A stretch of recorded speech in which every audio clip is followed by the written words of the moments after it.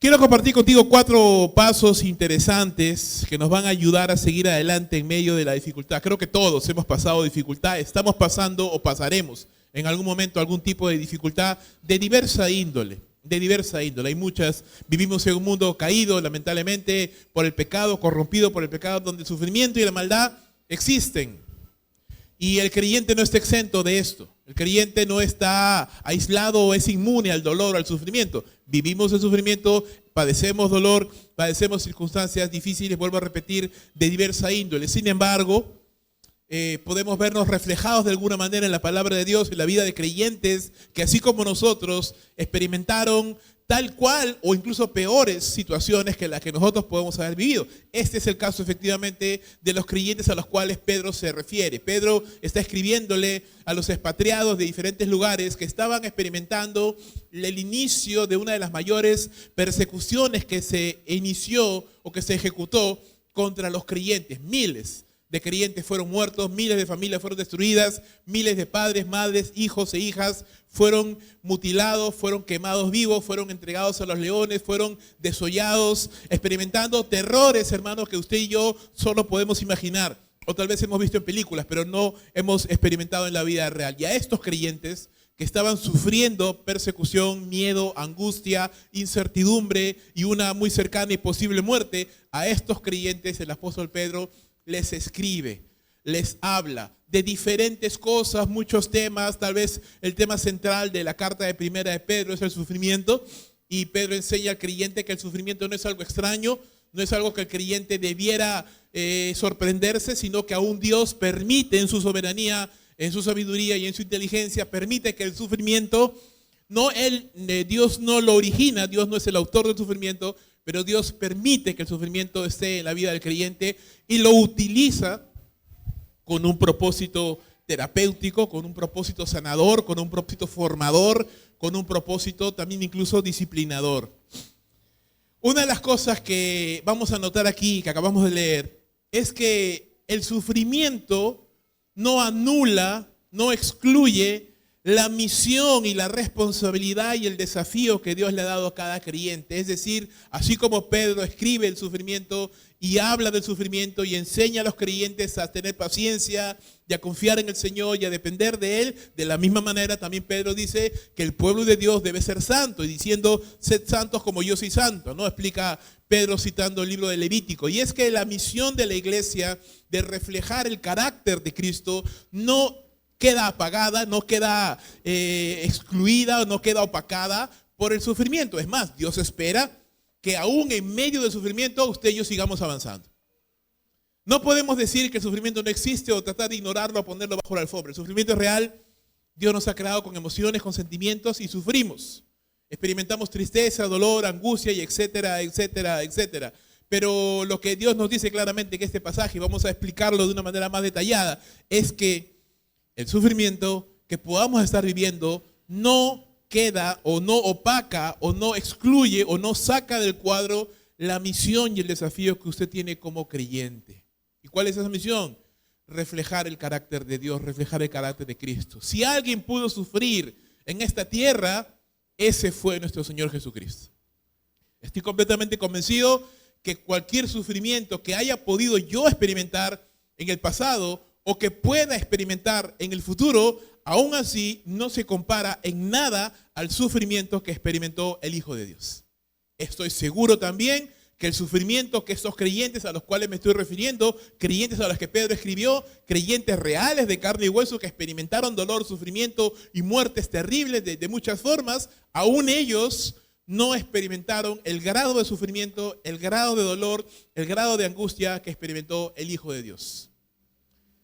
Básicamente porque el Hijo de Dios muere por nuestros pecados, recibe sobre sí mismo la ira de Dios por todos los pecados de la humanidad. Básicamente porque el único ser puro, inocente y santo que siempre había tenido una comunión perfecta con Dios, de pronto es abandonado por su Padre. Dios le da la espalda y lo entrega a la muerte por ti y por mí. Ese nivel de sufrimiento, ese nivel de angustia, ese nivel de desamparo y de abandono, usted y yo jamás lo podremos conocer.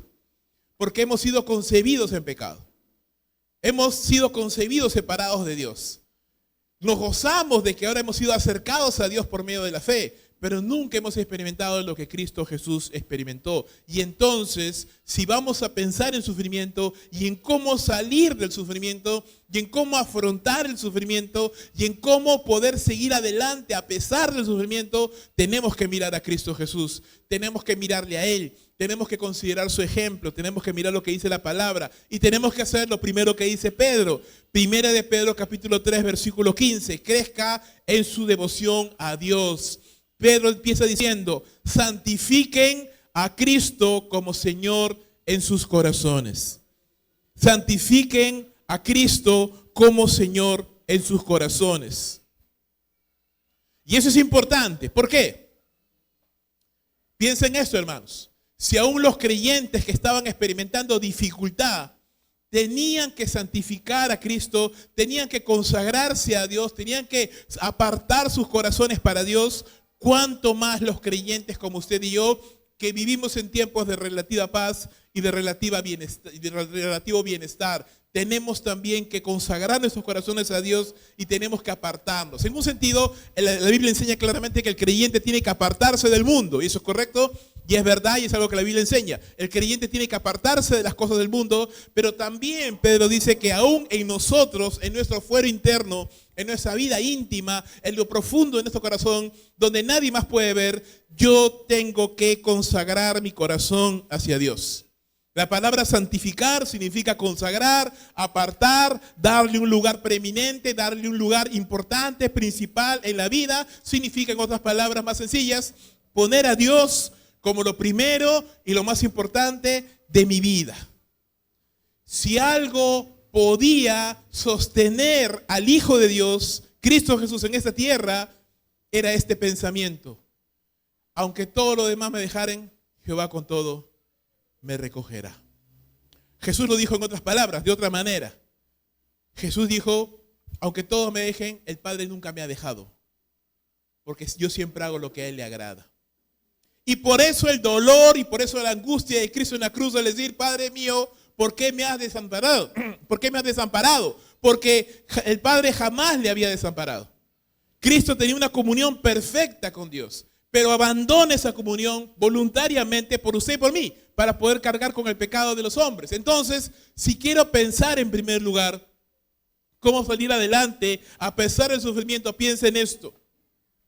Tengo que poner a Dios en primer lugar en mi vida, para poder gozar de la comunión, de la intimidad, de la compañía de Dios en mi caminar. Dios no tiene comunión con el pecado, eso lo sabemos. Entonces soy yo el que tengo que arrepentirme de mis pecados, soy yo el que tengo que volverme hacia Dios, soy yo el que tengo que alinearme a Él y no Él a mí, para poder disfrutar de la comunión, de la amistad, de la intimidad, del compañerismo, del gozo que viene de caminar con Dios. Cristo lo necesitó en esta tierra y seguramente con toda mayor razón usted y yo lo necesitamos también. Pedro dice, lo primero que usted tiene que hacer, creyente, para poder seguir adelante en medio de un panorama tan incierto, en medio de un posible gran sufrimiento futuro o en medio de un gran sufrimiento actual y presente, es santifique a Dios en su corazón, ponga a Dios en primer lugar, hágale a Él lo más importante de su vida. Eso no se puede lograr, hermanos, sin oración, sin el estudio de la palabra, sin las disciplinas espirituales. Es decir, queremos formar una devoción hacia Dios. Y cuando formamos una devoción hacia Dios, hermano, alguien decía por ahí, un santo de la antigüedad, aquel que se pone de rodillas ante Dios no le tiene miedo a nada en este mundo. Aquel que se pone de rodillas ante Dios no tiene por qué arrodillarse ante nadie más, porque no tiene temor de las cosas que puedan venir en este mundo. Le abate el temor, le acosa la angustia, siente la tristeza y la soledad, consagre su corazón a Cristo, póngale a Dios como lo más importante de sus vidas y usted va a comenzar a disfrutar de la comunión y de la intimidad que significa caminar con Dios. Como Cristo lo dijo, yo no me he quedado solo, el Padre siempre está conmigo. ¿Es posible esto? Es posible por medio de la fe en Cristo Jesús. Cuando yo arrepiento de mis pecados, cuando yo me vuelvo de una vida separada de Él y me vuelvo hacia Él, le digo, Señor, yo quiero caminar contigo, yo sé que Cristo pagó en la cruz por mis pecados, me arrepiento de ellos y quiero empezar a caminar contigo. Caminar con Dios es más que una religión. Caminar con Dios es más que un entendimiento. Caminar con Dios es un estilo de vida en el cual yo quiero caminar efectivamente, quiero tener comunión con el Señor por medio de su palabra, quiero escuchar su palabra, quiero que Él me escuche a través de mi oración, quiero hacer las cosas que a Él le agradan porque quiero estar con Él, quiero caminar con Él, quiero vivir con Él. Eso es comunión con Dios, eso es intimidad, es compañerismo. Y déjeme decirle, si usted tiene intimidad con Dios y si usted tiene compañerismo con Dios, usted jamás se va a sentir solo. Usted jamás se va a sentir solo o sola si usted está caminando con Dios. Si usted camina con Dios, tiene al mejor de los amigos. Al amigo fiel que nunca falla. Tiene al Padre perfecto que siempre le va a amar. Tiene, en un sentido, por así decirlo, ¿verdad? El esposo perfecto. Tiene el Padre perfecto, el Maestro perfecto. El que camina con Dios, hermano, jamás va a sentirse solo. Ejemplos de vidas que caminaron con Dios. Por ejemplo, Pedro y Juan. Pedro y Juan, hombres que caminaban con Jesús. Y cuando se enfrentaron al Sanedrín, y efectivamente no solo la amenaza de ser azotados, sino al hecho porque fueron azotados, dice la palabra de Dios que Pedro y Juan jamás rogaron por su vida, jamás les temblaron las piernas, jamás se rindieron, ni jamás se acobardaron. Eran valerosos en extremo. ¿Por qué? ¿De dónde provenía ese valor? ¿De dónde venía esa confianza? ¿De dónde venía esa certeza que ellos tenían de que pasara lo que pasara, o tuvieran que enfrentar lo que tuvieran que enfrentar, ellos iban a salir bien? ¿De dónde provenía? Dice los fariseos, el libro de los Hechos, que los fariseos los miraron y les reconocían que habían caminado con Jesús. Esa comunión constante, ese compañerismo de estas personas con Cristo les hizo valerosos, les hizo fuertes, les hizo confiados. No en un sentido irresponsable decir, sí, seguramente si tengo suerte algo bueno saldrá más adelante. No, sino la verdadera certeza, la fe y la confianza del que sabe que su vida está en las manos de Dios. Déjame decirle, amigo, amiga, hermano, hermana, ¿usted sabe que su vida está en las manos de Dios? Su vida puede estar en las manos de Dios. Si yo creo en Cristo Jesús, si yo me arrepiento, si yo vuelvo a Él, mi vida puede estar en sus manos. Y déjame decirte, estar en las manos de Dios es el lugar más seguro en el cual usted y yo podemos estar. Jesús lo dijo, están en las manos de mi Padre y de las manos de mi Padre nadie, óigame bien, nadie las puede arrebatar. Quienes estamos en las manos de Dios, hermano, estamos en el lugar más seguro donde nadie más nos puede colocar. Pedro y Juan, entonces, a pesar de que estaban en prisión en ese momento, estaban amenazados con ser golpeados, y de hecho lo fueron, ellos no estaban solos, no estaban desprotegidos, ni mucho menos abandonados. Podían enfrentar las situaciones difíciles con confianza, con optimismo, con fe, sabiendo que a veces podemos tener que beber un trago amargo. Sí, hermanos, a veces vamos a caminar por el valle de sombra de la muerte, es verdad, pero como dice el rey David, tu vara y tu cayado me infundirán aliento. Porque el Señor, hermanos míos, es el pastor perfecto. Es el buen pastor. Es el pastor que no se equivoca. Es el pastor que nos guía por donde Él quiere que vayamos, guía a sus ovejas, y eso es una bendición. No sé si usted se alegra, pero yo me alegro por ello. De saber que mi vida está en las manos de Dios. Saber de que a pesar de que yo pudiera incluso equivocarme, pudiera pecar, pudiera de alguna manera tomar un sendero equivocado, el buen pastor me va a guiar porque no estoy solo. Usted no está solo si ha creído en Cristo Jesús. La tristeza, la angustia nos hace hundirnos en la depresión, sentirnos solos, abandonados, ¿verdad? Pero la verdad de la palabra de Dios es contraria. Usted no está solo. Dios quiere estar con usted, Dios quiere caminar con usted. Otro ejemplo, Bernabé. Este hombre, dice la Biblia, era bueno, lleno del Espíritu Santo y de fe. Era un hombre de fe, era un hombre bueno, era un hombre que estaba de alguna manera sometiéndose al dominio del Espíritu Santo, y fue de gran bendición para la obra de Dios, fue de gran bendición para los hermanos. Esdras, otro hombre cuyo fundamento de su ministerio, ¿cuál era? Era el amor profundo por la palabra de Dios. Esdras 7:10 dice que este hombre se había preparado, había orientado toda su vida hacia un solo objetivo: prepararse, escudriñar la palabra de Dios para obedecerla y para enseñarla. Eso es un buen plan de vida, hermano. Eso es un buen plan de vida para un joven, ¿verdad? Eso es un buen plan de vida. Escudriñar la palabra de Dios. No solamente ser un lector ocasional, pero un lector asiduo, constante, un estudiante eterno de la palabra de Dios para obedecerla y para enseñarla a otros. ¿De dónde podía obtener esta energía, Esdras, para hacer lo que tenía que hacer sin desviarse ni a izquierda ni a derecha? ¿De dónde podía obtener este gozo y esta fe, Bernabé, que le hacían tener esperanza aún en medio de dificultades y en medio de circunstancias tan adversas? Porque muchas veces vemos decaer la fe, vemos decaer la esperanza, nuestros brazos bajan, nuestras rodillas tiemblan cuando enfrentamos la dificultad. Sin embargo, ¿de dónde podían encontrar estas personas ese fundamento de fe, ese fundamento de esperanza, esa fortaleza para seguir adelante? ¿De dónde? Vemos que venía de su comunión, de su intimidad, de su compañerismo con Dios. Usted quiere salir adelante en medio de los problemas, querido hermano, camine con Dios. Usted quiere, y ojo que le estoy diciendo, no le estoy diciendo, lo que no estoy diciendo es de que si usted camina con Dios no va a tener problemas. Yo no he dicho eso. Lo que estoy diciendo es de que si usted camina con Dios, aún en medio de los problemas, usted va a poder seguir adelante. Si usted camina con Dios, hermano, usted seguramente va a beber en algún momento el trago amargo de la prueba, pero no estará solo. Dios está con usted, Dios le estará guardando, Dios le estará guiando y dándole la victoria que es por la fe en Cristo Jesús. Pedro les enseña eso a los creyentes. En primer lugar, no corran, no tiemblen, no lloren, no se depriman, no se angustien. Sé que muchos de ustedes van a morir, sé que muchos de ustedes van a ser quemados vivos, sé que muchas familias se van a dispersar y nunca más se van a volver a encontrar. Sé que muchos padres se quedarán sin hijos, sé que muchos hijos se quedarán sin padres, sé que muchas mujeres se quedarán viudas o muchos hombres se quedarán viudos. Pero lo primero que van a hacer y lo primero que deben hacer es santifiquen a Dios en sus corazones. Pongan a Dios como lo primero en sus vidas. Porque si yo pongo a Dios como lo primero en mi vida, hermano, voy a empezar a encontrar satisfacción en Dios. Voy a darme cuenta que estar con Dios, que caminar con Dios, que tener una comunión con Dios, una relación con Dios, realmente es más valioso que cualquier cosa en esta vida.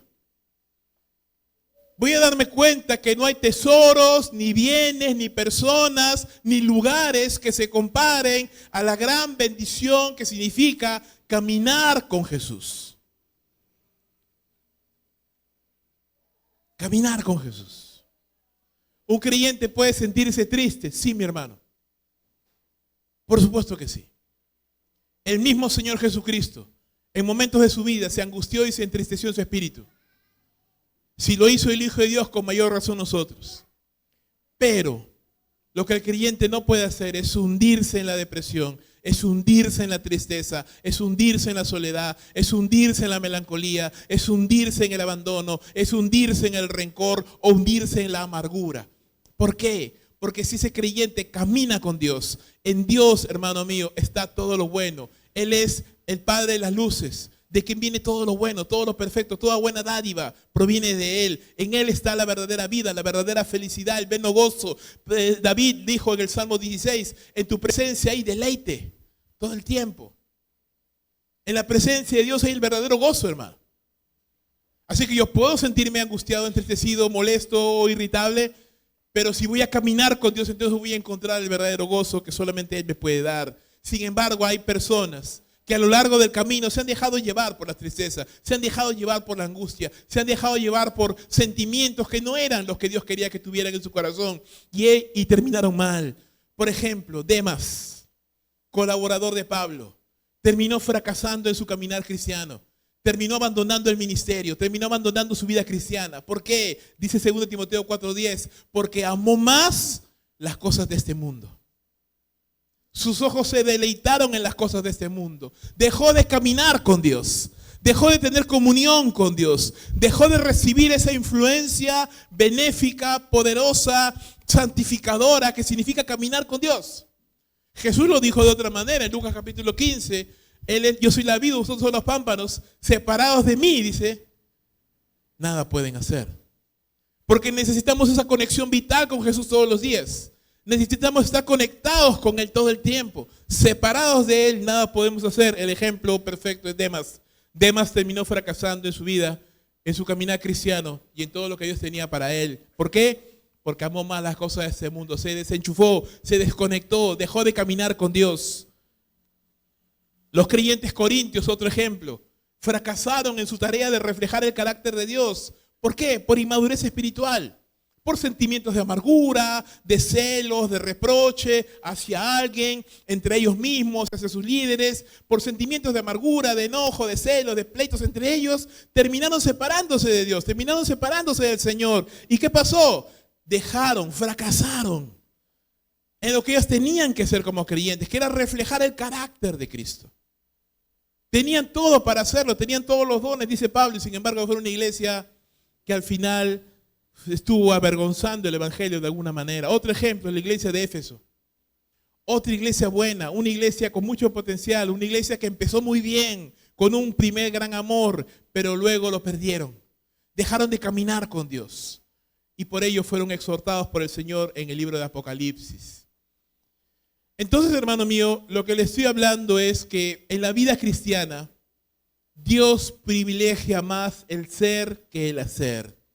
Es más importante lo que hay en mi corazón, lo que se está formando en mi corazón, lo que yo hago en mi vida íntima, en mi fuero íntimo, y lo que Dios quiere que usted haga en su fuero íntimo es camina con Dios. Yo puedo decir, Señor, yo te doy el primer lugar porque siempre estoy sentado acá en la iglesia. Pero está bien, pero no hablamos de eso, hablamos del fuero íntimo, hablamos del corazón, donde nadie más puede ver, solamente el Señor. Y lo que dice Pedro es, santifica a Dios en tu corazón. Tú que ya te has santificado o que dices que te estás santificando, tú que dices que ya no vas a fiestas, que ya no tomas, que ya no fumas, tú que dices que te estás santificando en lo externo, ¿verdad? Tú que dices que ya no hablas malas palabras, tú que dices que ya no frecuentas amigos que lo único que hacen es inducirte al vicio o a la tontería, tú que dices, ¿verdad?, que ya no tocas, ni haces, ni ves cosas incorrectas y que te has santificado aparentemente en lo externo, está bien. Nadie dice que está mal. Santifícate en lo interno. Santifícate en el corazón. Porque lo demás, centrarme solo en lo externo, puede ser muy peligroso. Puedo terminar engañándome y decir, pero si yo voy a la iglesia, yo me siento, yo soy las canciones, yo escucho los versos bíblicos, yo escucho las prédicas, soy cristiano. Pero en mi corazón, no caminar con Dios. En mi corazón no caminar con Dios. Yo puedo caminar con los hermanos. Yo puedo caminar con el pastor. Yo puedo decir que camino con la visión de la iglesia. Pero eso no es tan importante. Lo importante es que camine con Dios. Amén. Porque si no camino con Dios, todo lo demás no tiene sentido. Todo lo demás es mera actividad. Todo lo demás es simplemente bulla, que no sirve para nada. Por eso es más importante, hermanos, lo que Dios nos está diciendo en esta mañana. Camina con Dios. Sin la devoción a Dios, sin el fervor, sin el amor de mi corazón hacia el Señor, mi relación con Dios es fría, es religiosa.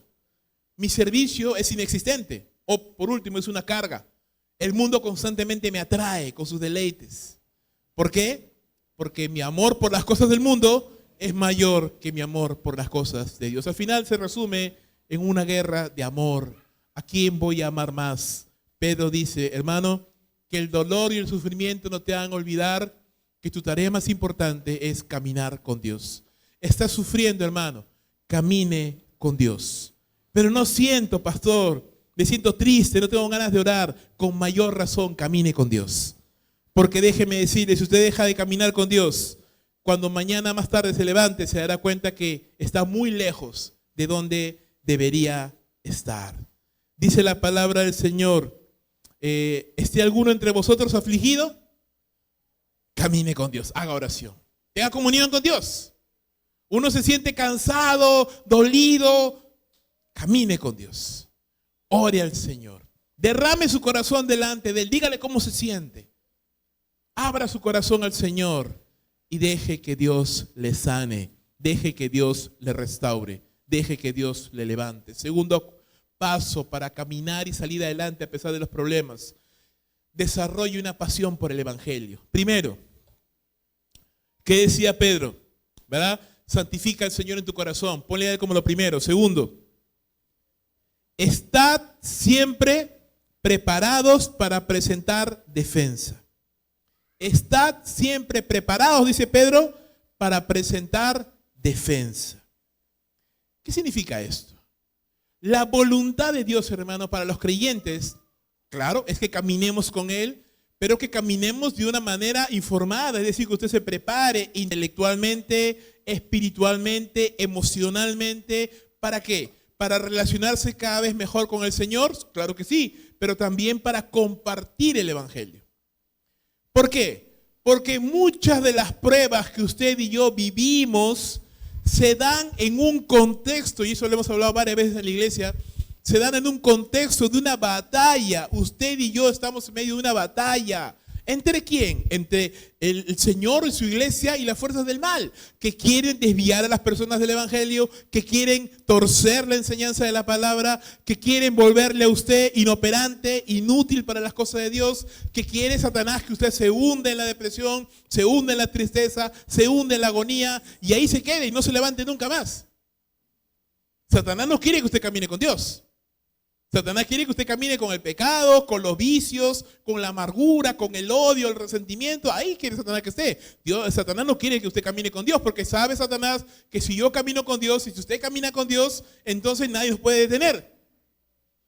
Y vamos a salir adelante. El mayor problema que sufre la iglesia de hoy no tiene que ver con la persecución física, sino más bien con la infiltración de doctrinas y pensamientos engañosos que pervierten la fe de las personas y las alejan de Cristo Jesús. En el pasado los creyentes experimentaron oposición.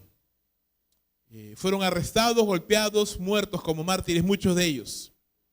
Pero ¿sabes qué causó la persecución y qué causa siempre la persecución en todo lugar? Que la iglesia crezca. Ocurre el efecto contrario. En cada lugar, usted puede investigarlo, en internet hay mucha información acerca de esto. En cada lugar donde la iglesia es perseguida, la iglesia crece.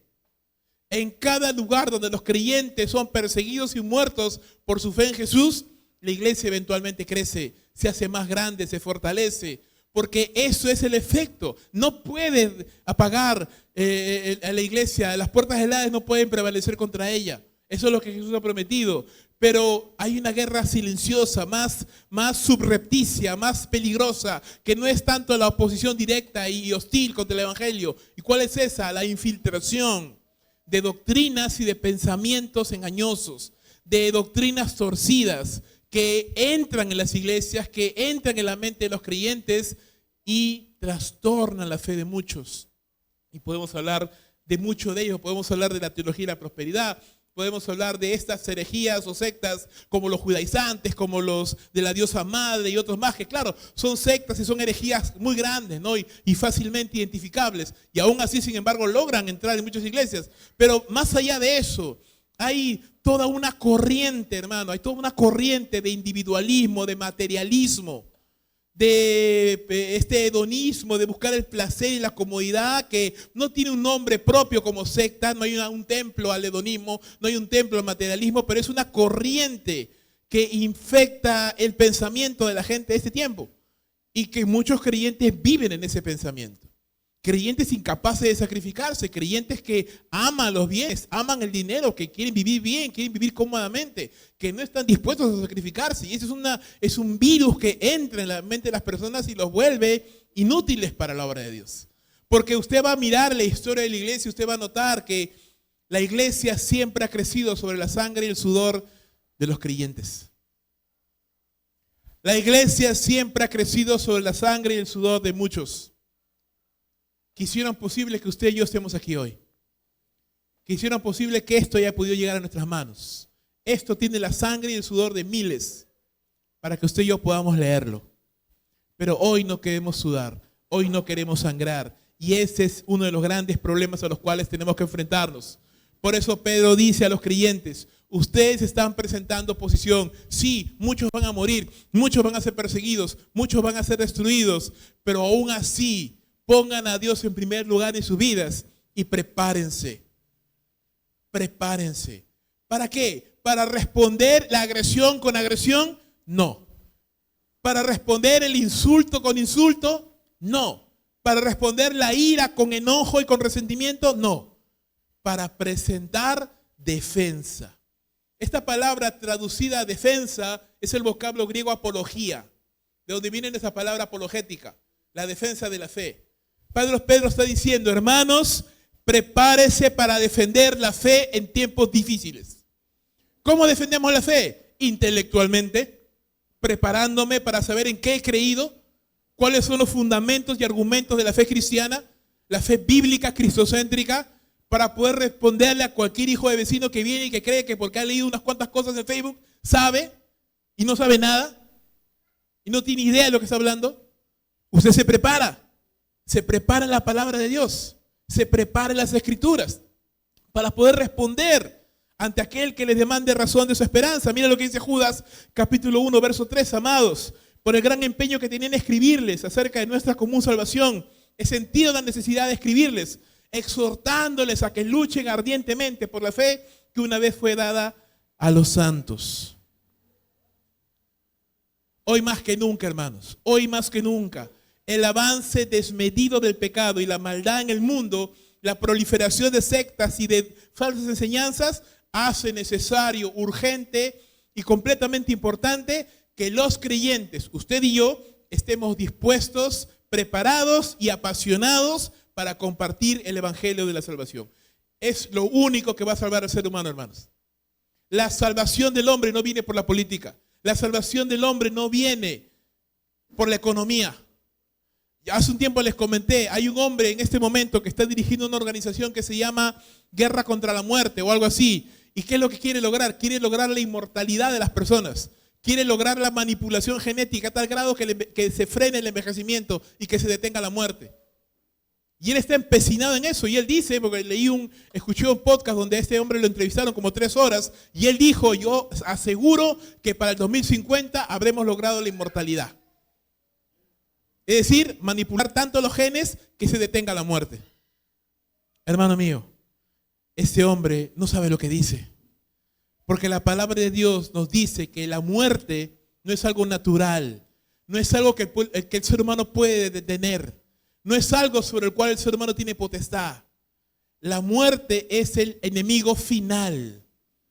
Es el enemigo final que será derrotado. Claro que sí, pero por Dios, que será puesto a los pies de Jesús. Dice 1 Corintios capítulo 15, cuando el enemigo postrero, la muerte, se ha derrotado, se cumplirá lo que dice la palabra. ¿Dónde está, muerte, tu aguijón? ¿Y dónde, oh sepulcro, tu victoria? Sorbida es la muerte en victoria. ¿Por qué? Porque cuando es solucionado el problema del pecado, la muerte ya no tiene poder.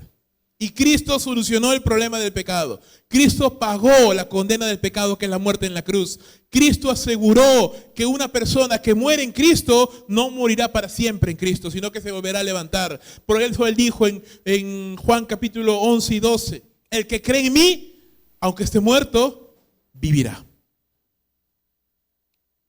Entonces, hermano mío, Pedro le está diciendo a los creyentes,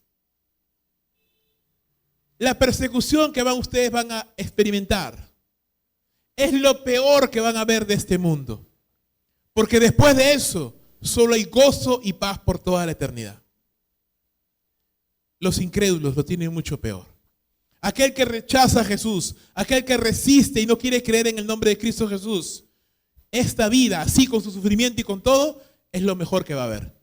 Porque después de esto solamente hay angustia, tinieblas y sufrimiento por toda la eternidad en el lugar llamado el infierno. Así que Pedro le está diciendo a los creyentes, hermanos, miren las cosas con perspectiva. No está diciendo ignoren el dolor, no hagan cuenta del dolor. No, van a sufrir, van a llorar, van a padecer, porque vivimos en medio de un mundo pecaminoso, pero sin embargo, no olviden que ustedes ya recibieron la salvación, ustedes ya recibieron el evangelio, ustedes van rumbo al cielo. El día que usted muera, el día en que usted cierra los ojos a esta tierra, los abre en el paraíso, los abre en la presencia de Dios. Adiós dolor, adiós muerte, adiós enfermedad, adiós vejez, adiós deterioro, adiós todo lo malo. Estamos en la presencia misma de Dios. Pedro le está diciendo a los creyentes, mira con perspectiva tu vida. Defiende el evangelio en el que has creído. Defiende la salvación que has recibido. Preséntala ante todo aquel que te pregunte, que te diga, que te demande. Porque eso es lo que nos da esperanza.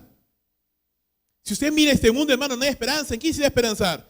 ¿En qué presidente usted puede esperanzarse? ¿En qué político usted puede decir, no, él me va a ayudar? ¿En qué familiar? ¿En qué persona? ¿En qué situación económica usted se puede decir, no, yo estoy seguro que esto me va a ayudar? En nadie. La Biblia dice claramente, maldito el hombre que confía en el hombre y que se apoya en el brazo del hombre. Pero bendito aquel que confía en el Señor, porque todo aquel que confía en el Señor nunca será avergonzado. Si no existe una pasión por el evangelio, careceremos de lo necesario para vivir vidas santas. Si no hay una pasión por el evangelio, si no he entendido lo que el evangelio ha significado para mí, no lo voy a predicar, no lo voy a enseñar. Voy a vivir mi vida siempre triste, arrastrando cadenas, doliéndome por lo que me pasó, doliéndome por lo que me sucedió, lamentándome por lo que hice o lo que no hice. No entendiendo que creo en un Dios soberano, no entendiendo que yo voy a recibir mayor de los regalos, la salvación de mi alma. Que pase lo que pase en esta vida, hermano, cuando llegue a la presencia de Dios, todo carecerá de importancia. Pablo lo dijo claramente, todo lo que tengo, todo lo que he podido alcanzar, todas aquellas cosas de las que me podrían enorgullecer, todas son basura, todo es pérdida. Si lo comparo con el precioso tesoro de haber conocido a Cristo Jesús, por amor del cual lo he perdido todo, dice, y todo lo tengo por basura, con tal de ganarle a Él. Él es la perla de gran precio. Él es el tesoro más grande, hermano. La pregunta es esta: ¿usted ha encontrado el tesoro más grande? ¿Usted ha encontrado esa perla de gran precio? ¿Usted ha encontrado ese tesoro al cual se puede abrazar? Porque Él sí le puede salvar, Él sí le puede ayudar, en Él sí usted puede esperanzarse, en Él usted sí puede decir, yo sé que Dios me ayudará. En Él no, en el hombre no, en aquel no, pero si yo confío en Dios, Él sí me puede ayudar. Él sí me puede ayudar. Por eso Pedro le dice, hermanos, vean el sufrimiento de una manera diferente.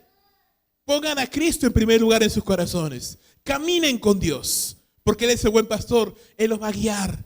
Aunque pasen por sufrimiento, Él los va a guiar. Estén preparados para presentar defensa. Estén preparados para presentar, para hablar y para no callar del regalo que ustedes han recibido. ¿Van a sufrir? Sí, pero su alma ya ha sido salvada. Temed, dijo Jesús, no aquel que puede destruir el cuerpo, mas el alma no puede destruir.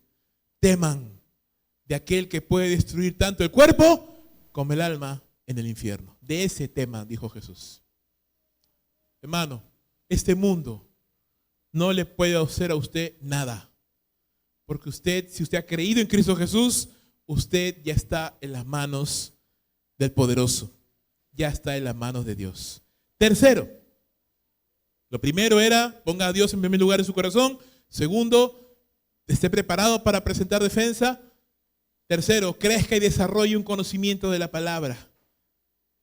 Si no, santificad a Dios el Señor en vuestros corazones y estad siempre preparados para presentar defensa ante todo aquel que os demande razón de la esperanza que hay en vosotros. La palabra razón es esta palabra logos en griego. Y aquí hace referencia a la palabra, a la doctrina, a la teología, ¿no? Hace referencia a la teología, a la doctrina. Y estamos diciendo que la pasión y el entusiasmo es algo bueno en la vida del creyente. Y un creyente que camina con Dios es un creyente que va a vivir apasionado por Dios. Usted no va a ver un creyente triste, deprimido y va a decir, este creyente siempre para orando. No, pues usted va a ver un creyente que ora, usted va a ver un creyente apasionado, usted va a ver un creyente que siempre está mirando la vida con entusiasmo, con optimismo, con fe, porque camina con Dios. Sabe que está caminando con el poderoso, sabe que está de la mano del Señor. Pero el entusiasmo y la pasión no es lo suficiente. Aquel combustible que hace arder el entusiasmo, ¿sabe usted cuál es? ¿Sabe cuál es la leña que hace arder la hoguera de un corazón encendido para Dios? La palabra de Dios. Yo necesito conocer la palabra de Dios. Yo necesito prepararme en la palabra de Dios, crecer en el conocimiento de Dios. Yo necesito tener esa disposición de abrazar la Escritura. Y así como derramo mi corazón para poder contarle a Dios mis problemas, mis tristezas, mis angustias y decirle, Señor, solo tú puedes entenderme, solo tú puedes comprenderme, porque así como yo he sufrido, tu hijo ha sufrido. Y la Biblia dice claramente que tenemos un sacerdote que puede compadecerse de nosotros porque él vivió todo tipo de tentación, pero sin pecado. Así que cuando yo me acerco a Dios y le digo, Señor, estoy padeciendo, estoy sufriendo, Él me entiende. Porque su hijo también padeció. Señor, estoy abatido, no tengo fuerzas. El Señor me dirá, te entiendo, porque mi hijo también sufrió. Señor, me siento tentado, estoy a punto de caer, ayúdame. El Señor me puede entender porque Cristo también fue tentado.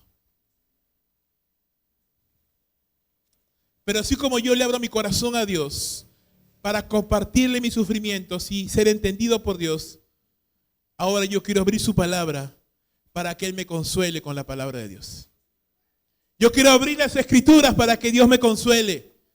Yo quiero abrir las Escrituras para que Dios me muestre sus promesas, para que Dios limpie mi corazón y mi mente, porque esa es una de las labores que hace la palabra de Dios en tu vida. La Biblia lava nuestra mente, lava nuestro corazón de los pensamientos de este mundo, edifica y fortalece nuestra fe, nos ayuda a conocer más del carácter de Dios, nos protege de la falsa doctrina. Y es la voluntad de Dios para usted, para mí, que podamos conocer la palabra del Señor. Antes bien, dice Pedro, 2 Pedro 3:18, creced en la gracia y el conocimiento de nuestro Señor Jesucristo. Una mente desordenada, una mente sin la palabra de Dios, es un terreno fértil, pero no labrado, donde va a abundar la hierba mala, no los buenos frutos. Un terreno lleno de piedras, un terreno que en un sentido práctico es inútil, porque no puede crecer la palabra de Dios allí. Necesita ser limpiada, necesita ser labrada, necesita ser acondicionada para que la semilla de la palabra de Dios pueda brotar y dar frutos para la gloria del Señor. Dice la palabra aquí, hermano, que tenemos que estar preparados ante todo aquel que nos demande razón, ante todo aquel que nos demande esa doctrina que usted y yo tenemos, pero dice de la esperanza que hay en nosotros. ¿Qué significa esto? Significa que la doctrina, el conocimiento de la palabra, produce esperanza. Si usted enciende la televisión hoy, desde que empieza el día hasta que anochece, malas noticias, desastres, catástrofes, asesinatos, corrupción, mentiras, gente haciendo injusticia y saliendo impune, porque vivimos en un sistema corrupto, donde no hay verdadera justicia, donde el que tiene dinero es el que pisotea a los que no lo tienen, donde el que tiene poder hace lo que quiere y nadie dice nada. ¿Cómo me sentiría yo si solo me alimento de eso todos los días? Si desde que empiece el día hasta que apaga el día, lo único que escucho son malas noticias. Eso me va a afectar. Mi mente, mi corazón, voy a volverme una persona cínica, que solamente veo lo malo de las personas, que ya me río, ¿verdad? Me río de la maldad. Ay, me dice cómo roba. Ah, que vivo, ¿no? Qué tonto. O que vivo mejor. Ay, ojalá me tocara a mí, ¿no? Me vuelvo una persona cínica, me vuelvo una persona que desea también ser parte de eso. Por supuesto, no hay esperanza. Pero la palabra de Dios produce esperanza. Esperanza de que esta vida no es lo único que hay. Esperanza de que algún día, hermanos, se hará verdadera justicia. Porque la palabra de Dios promete eso, ¿verdad? Que cuando venga el Señor, dice, he aquí yo vengo y mi galardón conmigo para darle a cada uno conforme a sus obras.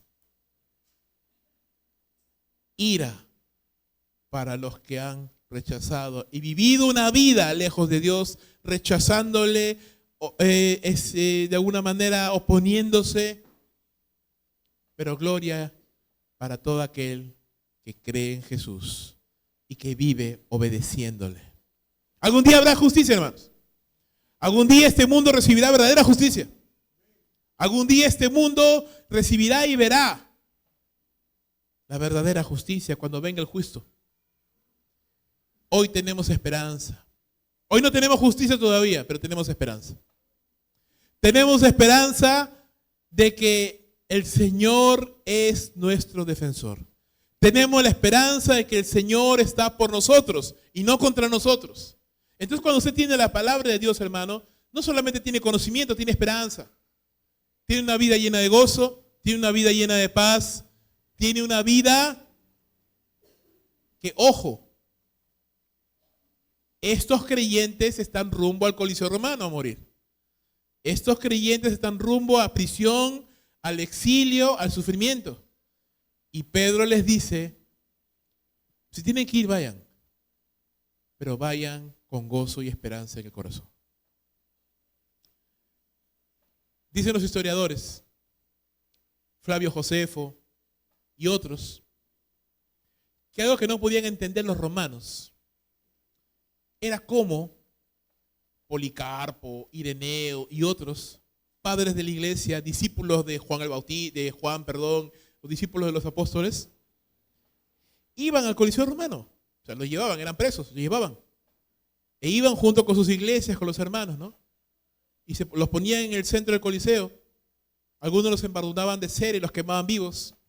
A otros les echaban sangre y les tiraban a los leones encima. Pero estos creyentes no gritaban, no lloraban, no suplicaban. Extrañamente, y no podían entenderlo ellos, cantaban. Abrazados cantaban y así morían, cantando al Señor. Le preguntaron a Policarpo, 87 años, cuando estaba yendo al Coliseo: hombre, eres viejo, ¿cómo vas a morir así? Honra tus canas, renuncia a Cristo, salva tu vida, muere tranquilamente, ¿por qué vas a morir así? Y Policarpo les dijo: 87 años tengo y más de 60 he sido discípulo de Jesús. Y en estos 60, Cristo jamás me negó ni me abandonó. ¿Por qué yo tendría que abandonarle? A la muerte voy, con gozo sabiendo que me espera mi Salvador. Y así fue y murió, hermano. 87 años. Dando ejemplo a los más jóvenes de cómo se vive y se muere dignamente como creyente. Porque hay esperanza, hermano. Porque hay esperanza, porque esta vida no es nada. Porque esta vida no es todo lo que hay. Porque hay una vida más allá para el creyente. Porque hay una esperanza para aquel que ha puesto su confianza en Cristo Jesús. Porque la vida más allá, hermano, es mucho mejor que esta. Así que si hay gente que demanda razón, aún estas personas, ¿verdad?, que estaban a punto de matarles, ellos, los creyentes, tenían que estar presentes y dispuestos a compartir el evangelio para que ellos también puedan ser salvos. Nerón pensaba que tenía poder, ¿verdad? Emperador romano, el hombre más poderoso de la tierra en ese momento. Tenía poder solo terrenal, nada más. El creyente lo tiene todo.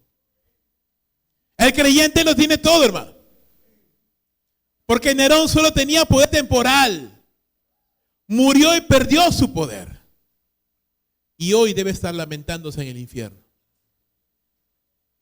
Porque usted sabe que el infierno es eterno, ¿verdad? Nunca va a salir de ahí. Pero los creyentes que murieron por las manos de Nerón están hoy día gozándose en la patria celestial. Ahí está Policarpo, ahí no está esperando. Amén. Ahí me está esperando. Y yo pienso en él, por ejemplo, pienso en otros, ¿no? Yo a mis 45 digo: ay, Señor, ya no doy más. Mira, Policarpo, 87 años. Y se enfrentó a la muerte, digno, como un creyente, siguiendo el ejemplo del Hijo de Dios, el cual dio testimonio, dice, de la buena profesión delante de Poncio Pilato, ¿verdad? Jesús no se humilló. Jesús no dijo: ay, Poncio, ay, Pilatitos, por favor, perdóname. Lo dije de broma, ¿no? No. ¿Qué dijo Jesús? Tú no tienes más poder del que te ha sido dado por mi Padre que está en los cielos. ¿Acaso no sabes que yo podía orar en este momento y más de 12 legiones de ángeles venir? Pero no lo voy a hacer, porque para eso voy, ¿verdad? Para entregarse a la muerte por ti y por mí. Así que recuerda, hermano, cuando sufrimos, nadie sufrió más que Cristo Jesús. Consagre su vida y en su corazón a Dios. Prepárese para presentar defensa del Evangelio. Crezca en el conocimiento de la palabra y por último, crezca en su carácter y testimonio. La Biblia dice que tenemos que hacer estas cosas, dice con mansedumbre y reverencia. Tenemos que hacer estas cosas con mansedumbre y reverencia. Nuestro conocimiento de la palabra, nuestra vida íntima con el Señor, nuestra madurez en el ministerio, nuestra experiencia en las cosas de Dios no debe ser motivo de orgullo o vanagloria. Ni usted ni yo somos mejores que el incrédulo que está en la calle. Solo hemos recibido la gracia y la misericordia de Dios. Y sin la gracia y sin la misericordia estaríamos perdidos, hermano. Si no fuera por la gracia y la misericordia de Dios, la humildad es una de las marcas del verdadero creyente, como lo fue en la vida del Señor Jesús. Caminemos con mansedumbre, hermano, reconociendo que todo lo que tenemos, lo tenemos por la gracia de Dios. Y si Dios permite, hay gente que dice, ay, porque a mí me pasan estas cosas. Y yo cada vez que pienso en eso, y aun cuando yo mismo lo he pensado, he dicho, ¿y quién eres tú para no sufrir?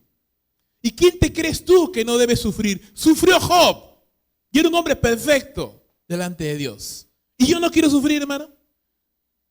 Sufrió el Hijo de Dios, que era el Hijo de Dios. Y no voy a sufrir yo. Sáquese del pensamiento eso. Ay, Señor, ¿por qué me pasa a mí? Porque no termino la frase, ¿no? Que soy tan bueno, que soy tan santo, que siempre voy a la iglesia. Eres malo, Dios, ¿por qué permites que tu hijo favorito le pasen estas cosas, verdad? Orgullo, hermano. Ningún creyente se quedará sin recibir su dosis de sufrimiento. Porque donde pasó el capitán de nuestra salvación, usted y yo tenemos que seguirle. El capitán de nuestra salvación, Cristo Jesús, fue a la gloria. Vamos a la gloria. Pero el capitán de nuestra salvación pasó por la cruz. Usted y yo tenemos que tomar nuestra cruz también. Actuar con mansedumbre y actuar con reverencia. Nuestro conocimiento y experiencia en la palabra y en la obra no deben hacernos insensibles a las cosas sagradas. Es decir, tomarlo como común. ¿Verdad? Como algo de todos los días. Bueno, no oro un día, 2 días, no pasa nada, total. Orar es un ratito, hablar con Dios y ya está. No, no es algo común. Leer la Biblia no es algo común, hermano.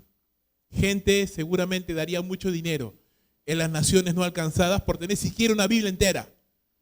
Siquiera una Biblia entera. Y reciben, y lo sabemos por testimonios de misioneros, y reciben con lágrimas en los ojos cuando alguien les puede alcanzar un Nuevo Testamento o un libro de la Biblia o una Biblia completa. Lo reciben con lágrimas en los ojos porque para ellos es un tesoro. Para nosotros esto es común, lamentablemente. Lo tengo en el celular, lo tengo acá, tengo como 4 o 5 Biblias en mi casa, algunas ni las abro, las pinto, a veces las he roto, las he botado. Algo común. Cuando no es común, hermano. Es la mente y el corazón de Dios para usted y para mí. Es la palabra de Dios y debemos actuar con reverencia ante ella, ante la palabra de Dios, ante el culto cristiano, ante la adoración, ante todo lo que significa y que tiene que ver con Dios. Usted y yo tenemos que actuar con reverencia, con respeto y enseñar así a nuestros hijos también. Siempre tenemos que tener un corazón reverente, temeroso de Dios. Aún ante aquellos que se burlan de la fe, que nos ridiculizan, que se burlan de nosotros como creyentes, Pedro dice, reflejen el carácter de Cristo Jesús. Actúen con mansedumbre y reverencia. El mundo va a ser impactado, hermanos, cuando una iglesia es bíblicamente correcta, pero vivencialmente sana también. ¿De qué me sirve haberme leído muchos libros de teología?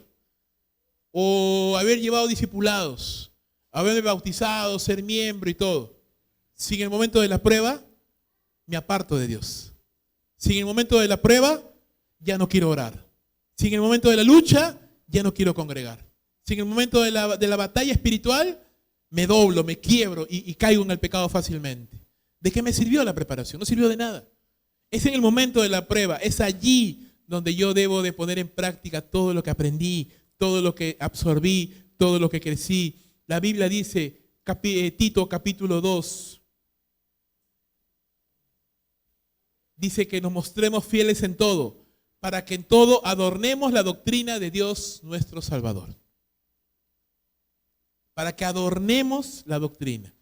Usted adorna la doctrina, hermano, con su vida. Con mi vida yo adorno la doctrina. Con mi vida yo valido que la doctrina es correcta. Con mi vida yo ejemplifico la doctrina. Y lo que Dios quiere, mi querido hermano, es que la sana doctrina desemboque en un carácter agradable a Dios. Vivimos, vuelvo a repetir, momentos difíciles, momentos duros, tal vez de escasez económica, tal vez de incertidumbre laboral, tal vez la pérdida de un ser querido, tal vez enfermedad constante, tal vez el debilitamiento de nuestro cuerpo por la vejez, tal vez, hermano, el desánimo, tal vez la amargura en el corazón por algo que alguien nos hizo, nos dijo, tal vez la confusión por diferentes circunstancias, tal vez el desánimo al ver las cosas de este mundo, el desaliento al ver que nuestros planes no se dieron, la tristeza de ver un hijo apartado, el dolor en el corazón, emocional por una traición, por una deslealtad, tantas cosas, hermano, que pueden pasar en nuestras vidas. Algunas, por supuesto, más graves que otras. Más duras me refiero, ¿verdad? Emocionalmente hablando, más duras, más intensas. Y sin embargo la Biblia nos dice de que nada de eso es algo que debe sorprendernos. No debe sorprendernos el fuego de la prueba que viene sobre los creyentes, porque así como el oro es probado por fuego, así el creyente tiene que ser probado por fuego también. El fuego tiene dos finalidades, va a destruir al incrédulo, pero prueba al creyente. Así que amigo, amiga, si usted no ha creído en Cristo Jesús, usted primero tiene que conocer a Cristo. ¿Usted va a sufrir también? Sí, todo el mundo sufre. Creyentes e incrédulos por igual, todos sufrimos. Pero el fuego destruye al incrédulo. Acérquese a Jesús. Arrepiéntese de sus pecados. Dios quiere caminar con usted. Si usted piensa que ha sufrido o está sufriendo, nadie sufrió más que Cristo Jesús. En la cruz del Calvario, Él entregó su vida. Cargó con la ira de Dios. La cólera, el enojo de Dios por el pecado de toda la humanidad cayó sobre Él. Él sufrió lo indecible para que usted pudiera disfrutar de una vida en paz con Dios. Arrepiéntase. Venga a Cristo. Venga a Él. Confiese sus pecados y dígale: Jesús, yo quiero caminar contigo. Yo quiero tener esperanza. Yo quiero tener verdadero gozo. Y saber de que el día que yo parta de esta tierra, iré al cielo. Y hermano mío, en la prueba, en la dificultad, 4 cosas que usted puede hacer. Claro, usted puede llorar, renegar, deprimirse, apartarse. Esas 4 cosas, ¿no? Pues son 4 cosas malas. Le doy 4 cosas mejores. Ponga a Dios como lo primero en su vida, en su corazón.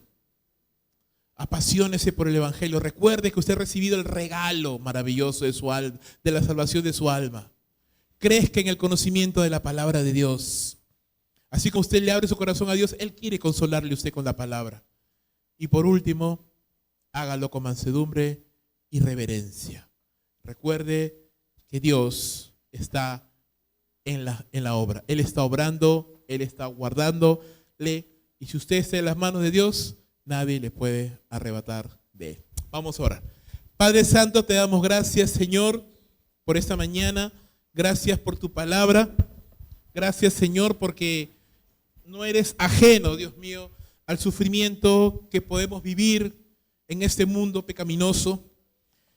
Y gracias, Señor, porque nos das los recursos de la palabra de Dios para poder soportar y para poder mantenernos firmes en medio del dolor, en medio de la angustia y en medio del sufrimiento.